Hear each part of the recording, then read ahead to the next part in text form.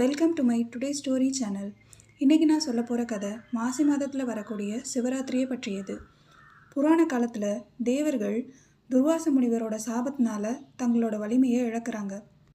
இழந்த வலிமையை திரும்ப பெறணும் அப்படிங்கிறதுக்காக திருமாலோட உதவியை நாடுறாங்க. அப்போது திருமால் பார்க்கடலை கடைஞ்சா அமிர்தம் கிடைக்கணும், அமிர்தத்தினால சாகா வரத்தை அடையலான்னு சொல்கிறாரு. பார்க்கடலை கடையிற நிகழ்ச்சி ஆரம்பமாகுது. மந்தாரமலை மத்தாகுது, வாசிவி பாம்பு கயிறாகுது. திருமால் கூர்ம அவதாரம் எடுத்து மந்தாரமலையை தாங்கி பிடிக்கிறாரு. தேவர்கள் ஒரு புறமும் அசுரர்கள் மற்றொரு புறமும் நின்று பார்க்கடலை கடைய ஆரம்பிக்கிறாங்க. அப்போ அங்கே ஆலகால விஷம் வருது. விஷத்தோட வீரியத்தின் காரணமாக நிறைய உயிர்கள் இறந்து போகுது. அப்போ அங்கே தோன்றிய சிவபெருமான் அந்த விஷத்தை அருந்துறாரு. அவரோட தொண்டையை விஷம் அடைஞ்சதும் விஷம் உள்ளே போகாமல் இருக்கிறதுக்காக பார்வதி தேவி கழுத்தை இறுக்கி பிடிக்கிறாங்க.